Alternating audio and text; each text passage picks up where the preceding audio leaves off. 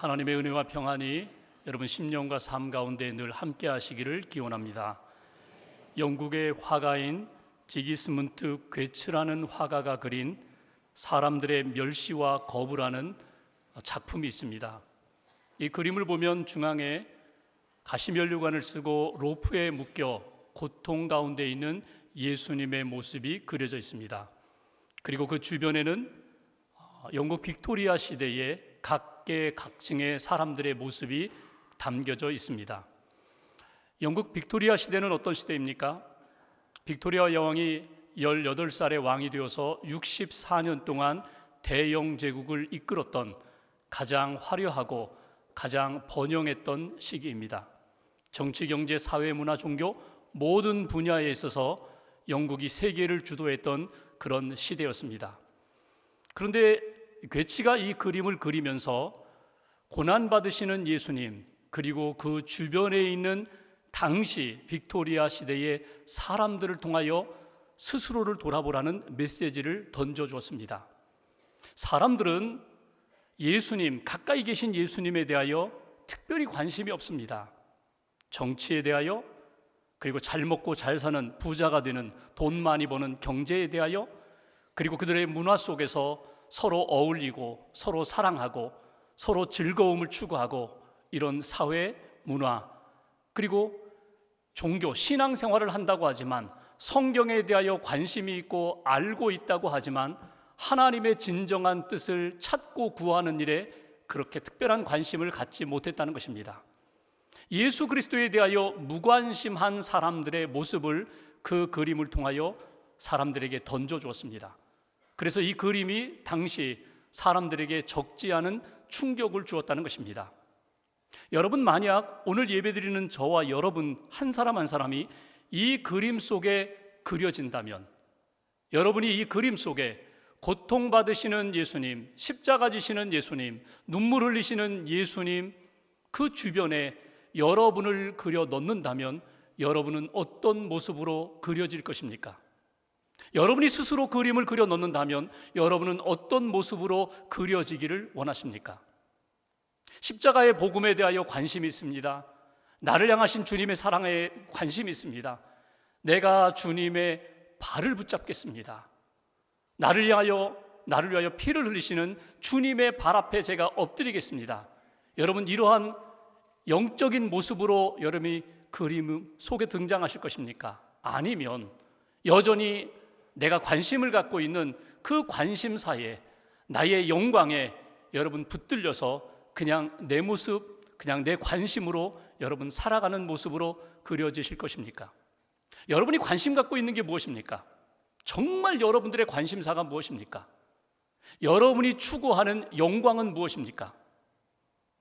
예수님의 영광을 추구하고 계십니까? 예수님을 믿고 주님의 자녀가 되고 예수님의 제자가 되어 예수님을 닮아가는 그런 제자의 삶을 살고 계십니까? 오늘 본문은 지난주에 이어서 예수님이 십자가 지시기 전날 밤 제자들과 함께 만찬을 나누시는 중에 제자들의 발을 씻어주시고 제자들 한 사람 한 사람에게 기도하시면서 말씀해 주시는 내용 중에 한 부분입니다. 오늘 본문에는 특별히 두 단어가 반복해서 등장합니다. 영광, 영광, 그리고 사랑, 사랑. 영광과 사랑이라는 단어가 4번 반복되면서 오늘 예수님이 제자들에게 그리고 여러분들에게 영광에 대해서, 그 영광에 대해서, 그리고 그 사랑에 대해서 다시 한번 깨달으라고, 그 영광을 붙잡으라고, 그 사랑을 붙잡으라고 던져주시는 주님의 음성을 통하여 메시지를 얻고자 합니다. 먼저 오늘 본문 31절, 32절 말씀을 다시 한번 봉독하겠습니다. 31절, 32절 두 절을 같이 봉독합니다. 그가 나간 후에 예수께서 이르시되 지금 인자가 영광을 받았고 하나님도 인자로 말미암아 영광을 받으셨도다. 만일 하나님이 그로 말미암아 영광을 받으셨으면 하나님도 자기로 말미암아 그에게 영광을 주시리니 곧 주시리라. 아멘. 여기 31절에 보시면 그가 나간 후에, 누가 나갔어요? 가룟 유다가 예수님을 팔기로 작정을 하고 그 만찬 자리에서 밖으로 나갔습니다. 어둠의 자리로 나갔습니다. 가룟 유다가 나간 이후에 예수님이 제자들에게 하시는 말씀입니다. 지금 인자가 영광을 받았다. 여기에 가리키는 지금이라는 때는 어떤 때입니까? 예수님이 제자들과 만찬 중에 겉옷을 벗으시고 허리에 수건을 동이시고 그리고 무릎을 꿇고 제자 한 사람의 발을 씻어주신 그 시간입니다. 섬기는 시간입니다. 우리는 생각하기에 영광을 받았다고 하면 내가 섬김을 받는 그 시간이 영광을 받는 시간입니다. 누군가 내 발을 씻어주고 누군가 나를 섬길 때 내가 그로부터 영광을 받았다, 영광을 얻었다, 이렇게 생각하는데 오늘 예수님의 영광은 거꾸로입니다. 예수님이 제자들 발 아래 엎드려 한 사람 한 사람의 발을 씻어주시는 그 시간이 영광의 시간이었다는 것입니다. 섬김의 시간이 영광이었다. 여러분, 예수님이 섬기신 그 제자는 어떤 제자입니까? 자기를 모른다고 3번이나 부인할 수제자 베드로, 그 베드로의 발을 씻어주시는 시간이었습니다. 이미 마음속에 마귀가 들어가서 예수님을 팔기로 굳게 결심한 가룟 유다의 발을 씻어주신 그 시간이 예수님에게는 영광의 시간이었다는 것입니다. 어찌 보면 우리 생각에는 그것이 수치의 시간이고 실패의 시간 같은데 오늘 예수님은 이 섬김이 영광이다, 내가 이렇게 섬긴 것이 하나님의 영광으로 나타나는 시간이다, 이렇게 말씀합니다. 32절 보십시오. 이렇게 말씀합니다. 끝부분에 보시면 그에게 영광을 주시리니 곧 주시리라. 여기 곧이라는 앞으로 일어날 미래의 시간은 어떤 시간입니까? 예수님이 붙잡으셔서 고난을 받는 시간, 십자가를 지고 골고다 언덕을 올라가는 시간, 채찍질을 당하고 수치와 모욕을 받고 결국 십자가를 메고 골고다 언덕에 올라가서 양손과 발에 못이 박히는 시간, 창으로 옆구리가 찔려서 결국 물과 피를 다 쏟으시고 십자가에서 신음하시면서 절규하시는 그 시간, 가장 고통스러운 그 시간이 지금 눈 앞에 있는데 곧 다가오는데 그것이 영광의 시간이라는 것입니다. 여러분, 십자가가 왜 영광입니까? 우리가 생각할 때는 십자가는 고난이요, 실패요, 그것은 아픔이라고, 그것은 우리의 인생 가운데 다가오지 말아야 할 시간이라고 생각하는데 예수님은 이 십자가의 시간이 영광의 시간이라고, 영광의 순간이라고, 영광의 사건이라고 우리에게 가르쳐 주십니다. 왜 십자가가 하나님의 영광이 되고 예수 그리스도에게 영광이 될까? 이 십자가의 사건 속에 구원의 계획이 담겨 있고 하나님의 용서하심이 담겨 있고 하나님의 가장 큰 사랑이 담겨 있고 그 십자가의 사랑을 통하여 온 인류의 죄가 씻음받는 사건이기 때문에, 오늘 나를 용서하시는 그 사건이 있기 때문에 오늘 예수님은 이 십자가의 사건이 영광의 사건이며 영광의 시간이라고 우리에게 말씀하십니다. 그러면서 오늘 첫 번째로 우리에게 주시는 메시지가 있어요. 예수님의 그 구원의 십자가, 그 십자가의 영광을 믿고 구원받은 하나님의 자녀가 되라는 것입니다. 십자가를 바라볼 때마다 낭만적으로 바라보지 말고 상징적으로만 바라보지 말고 나를 위하여 내 모든 죄를 담당하고 예수님께서 십자가에서 죽으신 그 사건은 나의 죄를 용서하신 사건이라고, 내게 새 생명을 주신 사건이라고, 그리고 이 사건이 하나님의 구원의 영광이 나타나는 시간이고 내 인생의 영광의 출발이 되는 사건이라고 그렇게 믿고 받아들이라고 우리에게 가르쳐 주십니다. 이사야 53장 4절부터 6절 말씀을 한번 같이 읽어보겠습니다. 이사야 53장 4절부터 6절 함께 봉독합니다. 그는 실로 우리의 질고를 지고 우리의 슬픔을 당하였거늘 우리는 생각하기를 그는 징벌을 받아 하나님께 맞으며 고난을 당한다 하였노라. 그가 찔림은 우리의 허물 때문이요 그가 상함은 우리의 죄악 때문이라. 그가 징계를 받음으로 우리는 평화를 누리고 그가 채찍에 맞음으로 우리는 나음을 받았도다. 우리는 다 양 같아서 그릇 행하여 각기 제 길로 갔거늘 여호와께서는 우리 모두의 죄악을 그에게 담당시키셨도다. 아멘. 오늘 십자가의 사건이 우리가 생각할 때에는 그것은 실패의 사건이야, 그것은 하나님이 예수 그리스도에게 저주하는 그런 사건이야, 이렇게 보일지 모르지만 이사야 선지자를 통하여 우리에게 주신 이 십자가의 사건은 우리의 모든 죄를 그에게, 십자가에 달린 예수 그리스도에게 담당시킨 사건이라고, 예수님의 십자가로 말미암아 우리가 나음을 입었고 우리가 구원함을 받았고 우리가 회복되었다는 것, 이거 잊지 말라고. 아니, 믿음으로 고백하라고.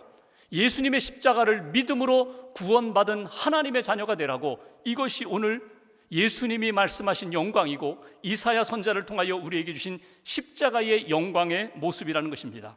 우리가 관심 가져야 할 것이 무엇입니까? 예수님을 믿는다고 하면서, 십자가를 바라본다고 하면서 여전히 세상에 관심을 갖고 내 자랑에 관심을 갖고 내가 되고 싶은 것에 관심 갖는 세상의 영광이 아니라 십자가의 영광, 십자가의 생명, 십자가의 구원을 바라보라고, 그리고 믿으라고 우리에게 강조해 주십니다. 십자가는 세상 사람들이 바라볼 때에는 이건 연약한 거예요, 이건 실패예요, 이건 어리석은 거예요, 이건 무능한 거예요. 그 믿음의 눈으로 바라본다면 십자가는 구원의 능력이 됩니다. 십자가는 생명의 능력이 됩니다. 십자가로 말미암아 우리는 사단의 권세를 물리칠 수 있고 사망 권세를 뛰어넘을 수 있는 새 생명 얻은 하나님의 백성, 하나님의 자녀가 된다는 거예요. 십자가 안에서, 예수 안에서 빛을 얻을 수 있고 십자가의 영광이 있을 때에만 참된 예배자로 하나님 앞에 영광의 예배를 올려드릴 수 있다는 것입니다. 십자가의 영광이 분명할 때 여러분, 우리는 담대히 나아가서 어둠 가운데 있는 사람들에게 주의 복음을 증거할 수 있는 거예요. 십자가의 영광이 분명하고 십자가의 신앙이 분명할 때 우리는 예수 믿고 구원받은 참된 신실한 제자로 구원의 확신을 가진 하나님의 백성으로 살아갈 수 있다는 거예요. 그래서 오늘 첫 번째 주시는 메시지, 십자가의 영광을 분명히 믿고 구원받은 하나님의 자녀로 살아가라. 이것이 오늘 저와 여러분들에게 주시는 첫 번째 메시지입니다. 두 번째로 34절과 35절 말씀을 봉독하겠습니다. 34절 35절 두 절 같이 봉독합니다. 새 계명을 너희에게 주노니 서로 사랑하라. 내가 너희를 사랑한 것 같이 너희도 서로 사랑하라. 너희가 서로 사랑하면 이로써 모든 사람이 너희가 내 제자인 줄 알리라. 아멘. 오늘 여기 34절 35절을 읽으면서 우리 마음속에 일어나는 두 가지 의문점이 있습니다. 첫 번째 의문점은 왜 새 계명이냐 하는 것입니다. 여러분, 여기 내가 너희에게 새 계명을 주노니 서로 사랑하라. 여러분, 이것은 예수님이 지금 처음으로 주신 말씀이 아닙니다. 구약 성경을 보면은 레위기에도 잠언에도 반복해서 계속해서 예수님이 주신 말씀이 무엇입니까? 서로 사랑하라. 내 이웃을 내 몸과 같이 사랑하라. 반복해서 여러 번 이미 말씀을 주셨어요. 그런데 오늘 왜 예수님은 이것을 새 계명이라고 하시는가? 아니, 다른 종교에도 서로 사랑하라, 이웃을 사랑하라, 이러한 규례가 있는데 종교가 없는 사람들, 하나님을 모르고 세상에 어떤 신도 따르지 않는 그런 평범한 사람들의 마음 가운데도 그런 도덕적 규범이 있어요. 이웃을 사랑해야지, 잘해줘야지, 그리고 돌봐줘야지, 이런 규범이 있는데 예수님은 왜 이것을 새 계명이라고 말씀하셨을까? 또 하나 드는 의문점이 있어요. 그건 뭐냐면 해봤다는 거예요. 내가 사랑해봤다는 거예요. 내 가족도 사랑해보았고 내 이웃도 사랑해보았고 나에게 힘들게 하는 사람들까지도 내가 큰맘 먹고 넓은 마음으로 사랑해보았는데 결국은 끝이 좋지 않더라. 결국은 그 사랑은 지속되지 못하더라. 결국 사랑의 실패를 경험했기 때문에 이게 가능한 것인가? 이게 우리 마음속에 드는 생각입니다. 근데 예수님은 이렇게 말씀하세요. 여기에 새 계명이라고 말씀하시면서 서로 사랑하라 이렇게 말씀하시는데 큰 전제가 있습니다. 34절 다시 한번 보십시오. 새 계명을 너희에게 주노니 서로 사랑하라. 내가 너희를 사랑한 것 같이 너희도 서로 사랑하라. 내가 너희를 사랑한 것 같이, 여러분, 이 말씀 속에 모든 의문점이 다 풀려요. 그건 뭐냐면 지금까지 내가 사랑하려고 했던 그 모든 사랑이 다 나로부터 시작되었다는 거예요. 내 감정으로부터, 내 의지로부터, 내가 가지고 있는 능력에서부터 이웃을 사랑하려고 하고 끝까지 사랑하려고 하니까 결국은 실패했다면 오늘 예수님은 이렇게 말씀하십니다. 내가 너희를 사랑한 것 같이, 내가 너희를 사랑한 그 사랑이 근원이 되고 그 사랑이 내 사랑의 출발점이 되고 내 사랑의 방법이 되고 내 사랑의 기준이 될 때에 사랑할 수 있다는 거예요. 내 힘으로는, 감정으로는 안 되지만 예수님이 우리를 사랑하셨던 그 사랑에 힘입어서 그 사랑의 능력을 가지고 사랑하면 사랑할 수 있어. 감당할 수 있어. 끝까지 견딜 수 있어. 그래서 우리에게 두 번째 주시는 메시지, 예수님의 사랑을 받고 서로 사랑하십시오. 예수님의 사랑을 끊임없이 받으십시오. 한 번 구원의 그 사랑을 받는 것으로 만족하지 말고, 큰 사랑을 경험한 것으로 그냥 머물지 말고, 끊임없이 계속 주님의 사랑, 나를 향하여 끝없이 사랑하시는 그 주님의 사랑을 받고 그 사랑을 힘입어서 사랑하라고, 사랑해야 한다고 우리에게 말씀을 주십니다. 사랑의 주체와 사랑의 능력이 되시는 예수님과 떨어지지 말아라. 그 사랑 안에 머물고 그 사랑을 힘입어서 사랑하라고. 여러분, 어떤 사랑하세요? 여러분이 가지고 있는 사랑의 개념이 어떤 개념이세요? 사랑에 대하여 각자가 가지고 있는 개념이 있고 사랑의 방법이 있어요. 한번 이렇게 생각해 볼까요? 어떤 사람은 이렇게 이야기합니다. 당신이 내가 나에게 대한 만큼 내가 당신에게 대할 거야. 당신이 나를 이만큼 사랑하면 나도 이만큼 당신을 사랑할 거고, 당신이 나에게 이렇게 대하면 나도 이렇게 대할 거야. 여러분, 이것은 무엇입니까? 이에는 이로, 눈에는 눈으로. 율법이에요, 율법. 당신이 한 만큼 내가 할 거야. 이건 율법입니다. 이건 사랑이 아니에요. 또 어떤 사람은 이렇게 사랑합니다. 내가 나를 어떻게 대하든지 상관없이 나는 너를 사랑하겠노라. 여러분, 이건 멋진 사랑 같죠? 당신이 어떻게 나에게 대하든지 나는 상관하지 않고 나는 너를 끝까지 사랑하겠노라. 여러분, 이건 독선입니다. 이건 진짜 사랑의 모습이 아니에요. 또 어떤 분들은 이렇게 이야기합니다. 내가 나를 사랑해 줄 때까지 나는 당신을 사랑할 거야. 마치 연애하는 남녀가 조금 뭔가 좀 맞지 않아가지고 좀 멀어지려고 할 때, 당신이 나를 사랑해 줄 때까지 나는 끝까지 당신을 사랑할 거야. 놓치지 않을 거야. 아니, 놓지 않을 거야. 여러분, 이거 사랑 같지만 여러분, 이건 집착입니다. 집착. 사랑 아니에요. 오늘 예수님이 우리에게 원하시는 사랑의 모습, 신앙적인 사랑은 어떤 사랑입니까? 예수님이 나를 사랑해 주신 것처럼, 예수님이 그를 그렇게 사랑해 주신 것처럼 내가 그렇게 사랑하겠습니다. 이게 신앙적인 사랑이에요. 오늘 우리가 읽은 요한복음 13장에 보면은 예수님이 13장 1절에 이렇게 표현합니다. 자기 사람들을 사랑하시되 끝까지 사랑하셨다. 맡겨주신 사람들, 사랑해야 할 사람들, 관계한 사람들에 대하여 예수님은 끝까지 사랑하셨다고. 물론 그들 가운데 자기를 배반할 제자도 있고 자기를 팔 제자도 있는데, 자기를 부인하고 도망갈 제자들도 있는데 예수님은 포기하지 않고 끝까지 사랑하셨다. 여러분, 이것이 어떻게 가능합니까? 주님의 사랑이 내 안에 계속 머물고 주님의 사랑을 힘입어서 그 사랑의 능력으로 그 사랑에 동화되어서 내가 하는 사랑이 아니라 내 안에서 역사하시는 그 주님의 사랑을 의지할 때 우리는 주님의 사랑에 힘입어 계속해서 끝까지 포기하지 않고 사랑할 수 있다는 것입니다. 그리고 사랑할 때 여러분, 놓치지 말아야 할 것이 있어요. 주님이 나를 지금도 사랑하시는 것을 계속 확인하셔야 돼요. 그리고 내가 사랑해야 할 사람, 그 사람을 누가 사랑하신다고요? 주님이 사랑하고 계시다는 것을 여러분 보셔야 됩니다. 주님이 나를 사랑하신 것처럼 나도 주님이 사랑하시는 그를 주님 바라보듯이, 주님 사랑하듯이 내가 그를 바라보겠습니다. 인간적으로 보면은 사랑했다가 그 사랑이 식을 수 있지만 주님의 사랑의 마음과 눈으로 바라본다면 나를 사랑하시는 주님, 그를 사랑하시는 주님, 그래서 어찌 보면은 그 사랑의 능력과 사랑의 눈으로 바라볼 때에 사랑할 수 있다는 거예요. 요한복음 21장에 보면은 베드로가 예수님을 부인하고 부활하신 예수님을 만났는데에도 용기가 일어나지 않아서 낙심한 모습으로 갈릴리 호수에 가서 물고기 잡는 모습을 볼 수 있어요. 새벽에 예수님이 찾아가십니다. 아침 식사를 준비해 놓으시고 베드로야 이리 와라. 그리고 먹어라. 같이 먹자. 음식을 같이 나누세요. 그러면서 예수님이 베드로에게 이렇게 질문하시잖아요. 내가 나를 사랑하느냐? 내가 나를 아가페로 사랑하느냐? 주님, 저는 주님을 아가페로 사랑하지 못합니다. 저는 필리아, 그냥 우정 정도로 사랑합니다. 내가 나를 사랑하느냐? 내가 나를 사랑하느냐? 계속해서 예수님이 3번에 걸쳐서 질문하세요. 3번째 질문에는 예수님이 이렇게 바꾸셨잖아요. 내가 나를 그러면 필리아로 사랑하느냐? 내가 그나마 우정의 관계로 그 정도는 사랑할 수 있어? 그때 베드로의 대답이, 주님, 제가 주님을 그 정도밖에 사랑하는 줄 주님 아시잖아요. 근데 예수님이 그때 이런 답을 주십니다.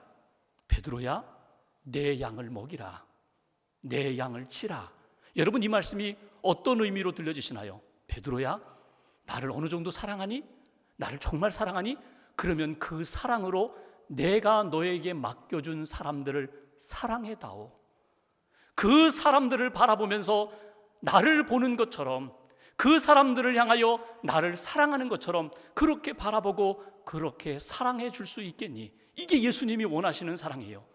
오늘 내가 너희를 사랑한 것처럼 너희도 서로 사랑하라는 이 말씀은 누구를 바라보든지 그 속에 주님이 사랑하고 계시는 그것을 바라보고 주님의 사랑을 느끼면서 주님 사랑하듯이 그를 사랑하라는 거예요. 남편이 아내를 사랑할 때, 아내가 남편을 사랑할 때 인간적인 감정으로는 어제 뜨겁게 사랑했다가 오늘 막 화나기도 하고 소리를 지르기도 하지만 그 속에 내가 당신을 사랑합니다, 당신 속에 있는 주님을 사랑하듯이 당신을 사랑합니다, 항상 그 속에 있는 주님을 보라는 거예요. 내 안에 계신 사랑으로 지금도 변함없이 나를 붙들고 계시는 예수님의 그 사랑을 느끼면서 사랑하라고. 그러면서 오늘 35절에 이렇게 말씀합니다. 너희가 서로 사랑하면 이로써 모든 사람이 너희가 내 제자인 줄 알리라. 우리가 이렇게 주님의 사랑을 받고 이렇게 사랑하면 세상 사람들이 우리를 바라볼 때 그 사람은 진짜 예수의 사람이야, 그 사람은 정말 예수님을 사랑할 뿐만 아니라 그 사랑으로 우리를 사랑하는 그는 진짜 제자야, 이렇게 인정한다는 거예요. 여러분, 제자가 누구입니까? 제자는요, 그냥 지식적으로만 습득하는 학생이 아니라 선생님의 모든 것들을 받아들이고 닮아가는 사람이에요. 스승의 지식만이 아니라 스승의 인격과 삶 전체를 따라가는 사람이 제자예요. 예수님의 제자가 된다는 것은 무엇입니까? 예수님을 닮아가고 예수님의 얼굴을 가지고 예수님의 마음을 가지고 예수님의 감정을 가지고 이 세상 어느 곳에 가든지 누구를 만나든지 예수님의 모습으로 사는 사람, 그 사람이 예수님의 제자예요. 저는 오늘 예배드리는 저와 여러분 모두가 다 적어도 이 세 그룹 중에 하나에 속할 것입니다. 첫 번째 그룹, 교인에 머물러 계신 분들이 있어요. 교회에 왔어요, 교회에 등록했어요. 그런데 아직 예수님을 믿지는 못해요. 십자가의 복음을 받아들이지 못했어요. 그러니까 교인은 교인인데 아직도 믿음으로 구원받지 못한 교인들이 있을 것입니다. 또 어떤 분들은 예수님의 십자가를 믿어요, 예수님을 믿어요, 구원을 받았어요, 구원의 확신도 있어요. 오늘 밤 죽어도 나는 천국 갑니다, 이렇게 믿음을 가지고 있는 신자들이 있을 것입니다. 그런데 신자에 머물지 않고 나 혼자 구원받는 것이 아니라 예수님을 닮아가고 예수님의 뜻에 순종하고 예수님의 복음을 위하여 헌신하며 희생하는 사람들, 어느 곳에 가든지 작은 예수로서 예수님의 뜻을 이루는 사람들, 그 사람들이 제자입니다. 오늘 여기에 참여한 모든 분들이 교인에 머물지 않기를 원합니다. 예수 믿으셔야 돼요.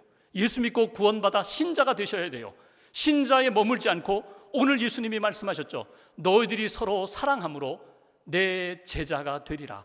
세상 사람들이 바라볼 때에도 그는 정말 예수쟁이야, 그는 정말 예수께 속한 사람이야, 이렇게 인정할 수 있을 예수님의 신실한 제자로 살아야 돼. 이것이 오늘 우리에게 주시는 메시지입니다.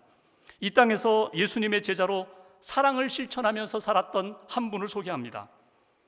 미국의 건축 설계 회사인 팀 하스의 회장이신 하형록 회장님. 그분은 어렸을 때 미국에 가서 좋은 대학 나왔어요. 그리고 20대에 유명한 건축 설계 회사 중역까지 오르게 됩니다. 잘 나가던 젊은 시절, 결혼해서 아내도 있고 둘 딸도 있어요. 근데 어느 날 자동차를 운전하고 고속도로를 가다가 갑자기 심장이 비정상적으로 빠르게 뛰면서 호흡 곤란으로 의식을 잃게 됩니다. 병원에 가서 진단해 봤더니 심장병이에요. 심실빈맥증이라는, 이 심장 가지고는 오래 살 수 없어요. 심장 이식을 받아야 살 수 있는 그런 진단을 받게 됩니다. 2년을 기다렸다가 자기에게 꼭 맞는 심장을 만나서 이제 이식 수술을 받게 되었어요. 바로 그때에 그분이 그 심장을 이웃에게 양보합니다. 이유는 딱 하나입니다. 하나님을 사랑하고 내 이웃을 사랑하라고 말씀하신 그 말씀을 내가 지켜야지 약속했기 때문에. 여러분, 이분의 간증을 한번 들어보십시오. 영상을 보겠습니다. 22년 전에 진짜 저한테 좋은 심장이 나타났어요. 오늘 저녁 때 심장 이식 수술을 할 테니 빨리 이제 준비하래요. 그래서 난 너무 고마워서 고맙습니다 그랬습니다. 그러더니 선생님이 나를 쳐다보면서 이 말을 할까 말까 하더니 저 옆방에 어느 젊은 여자가 헬리콥터 타고 3일 전에 실려 왔는 거 들었냐? 내가 들었습니다 그랬어요. 근데 그 사람을 우리가 점검을 해보니까 그 사람은 심장 이식 수술을 이틀 안으로 안 받으면 바로 죽는데요. 그래서 선생님 또 나를 쳐다보면서 이 말을 할까 말까 하더니 저한테 또 해요. 저 젊은 여자가 필요한 심장이 오늘 당신한테 오는 심장하고 똑같다는 것입니다. 이야, 감당하기 힘듭니다. 모른 척 할 수도 있었는데 그 전에 제가 뭐 했다고요? 하나님의 그 둘째의 계명, 사랑의 계명을 지키려고 약속하고 이웃을 너 몸과 같이 사랑하는 그 마음으로 비즈니스를 시작한다고 약속까지 했는데 이런 일이 터집니다. 그것이 왜 콜링은 나한테 오는지 모르겠어요. 안 왔으면 좋았을 텐데. 그리고 반응을 해야 될 것 같아요. 저 이제 확실히 이틀이면 죽습니까? 그랬더니 나보고 죽는데요. 그럼 나는 며칠 더 살 수 있습니까? 그랬더니 자기네들 생각에는 7일 더 살 수 있답니다. 그리고는 한 달까지 끌 수 있을지도 모른대요. 거기에 하나의 희망을 두고 그러면 내 심장 오늘 받을 것을 저 의사 주라 그랬어요. 그리고 이제 1년 전에 돌아가서 의사 선생님이 remember 기억해 그 이야기를 나보고 기억하느냐 이어서 하시는 말씀이 당신이 그 어려울 때 그 좋은 심장이 나타나는데 그 이웃한테 기증한 거 기록에 남아있다고. 그리고 안 좋은 심장 받은 것도 기록에 남아있기 때문에 이제 당신 3번째 수술할 수 있다는 거예요. 비록 심장 이식 수술은 2번을 했어도 좋은 심장은 1번밖에 못 받았기 때문에 1번 더 할 수 있답니다. 그때 제가 무엇을 느꼈습니까? 참 희생은 승리의 지름길이다. 내가 그 여자한테 그 심장을 준 것이 하나님께서 보시기에 저는 좋았다고 봅니다. 그 예수님께서의 그 희생이 없었더라면 그 이웃을 자기 몸처럼 사랑하지 않았더라면 우리 이 자리에 앉아 있을 필요도 없는 것입니다. 그의 희생이 그의 승리고 우리의 승리였습니다. 한 희생이 하나님 보시기에 좋았기 때문에 여러분한테 우리한테 계속해서 축복해 주시라 믿습니다. 그분의 간증 가운데 이웃을 위해 희생할 때 하나님이 승리를 안겨주신다. 본인이 체험했다는 거예요. 이웃을 위하여 희생하는 것. 그분이 쓴 책 가운데 페이버라는 책이 있습니다. 몇 권의 책을 썼는데 그 페이버라는 책, 페이버가 뭡니까? 우리말로는 호의를 베푸는 것, 호의를 베푸는 게 호의입니다. 페이버인데 하나님이 자기에게 은혜를 주셨다는 거예요. 하나님이 자기를 사랑하셨다는 거예요. 하나님이 자기를 구원하는 페이버를 베풀어 주셨다는 거예요. 그 사랑을 받은 자로서 내가 이웃을 사랑해야지, 페이버를 베풀어야지. 여러분, 호의를 베푼다는 게 뭡니까? 그냥 말로, 그냥 이렇게 마음으로 호의를 베푸는 것이 아니라 여러분, 호의에는 반드시 자기를 희생해서 이웃을 돕는 게 그게 페이버입니다. 이웃을 사랑하는 것 쉽지 않습니다. 이웃을 사랑하는 것, 자기 몸에 있는, 자기 삶에 있는 일부분을 떼어주는 것 같은 그런 희생이 반드시 동반됩니다. 그런데 이렇게 사랑할 때 하나님이 기억하신다는 거예요. 하나님이 우리를 살리신다는 거예요. 하나님이 우리를 회복시키신다는 거예요. 하나님이 우리에게 은혜를 부어주신다는 것입니다. 1세기 초대교회 성도들 구원받고 믿음이 있기 때문에, 예수님을 믿는다는 것 때문에 핍박을 받았어요. 구원의 확신은 있는데, 천국에 대한 확신이 있는데 핍박 때문에 그들은 지하 동굴 묘소 카타콤에 다 들어갑니다. 그리고 그 카타콤에서 하나님이 다시금 우리를 회복시켜 주시는 날들을 기다리며 또 기다리며 살다가 그곳에서 그냥 숨을 거둔 많은 사람들, 그때 그곳에서 벽에다가 쓴 신앙 고백 가운데 보면 이런 고백이 있습니다. 우리는 서로 사랑함으로 천국을 경험합니다. 여기에서 우리는 서로 사랑함으로 이곳에서 천국을 경험합니다. 여러분, 오늘 주님이 우리에게 영광과 사랑이라는 메시지를 주면서 우리에게 정말 간절히 부탁하는 주님의 마음은 무엇일까요? 예수 믿으라는 거예요. 예수 믿고 구원받으라는 거예요. 십자가의 영광을 누리라고 말씀하십니다. 그리고 사랑하라고 말씀하세요. 사랑할 때 너희가 내 제자가 되리라. 사랑할 때 너희의 가정이, 너희의 교회가, 너희의 일터가 천국 하나님의 나라를 경험하게 될 것이다. 오늘 주신 말씀을 가슴에 새기고 주님의 신실한 제자로 이번 한 주간 동안도 승리하시기를 주님의 이름으로 기원합니다. 기도하겠습니다.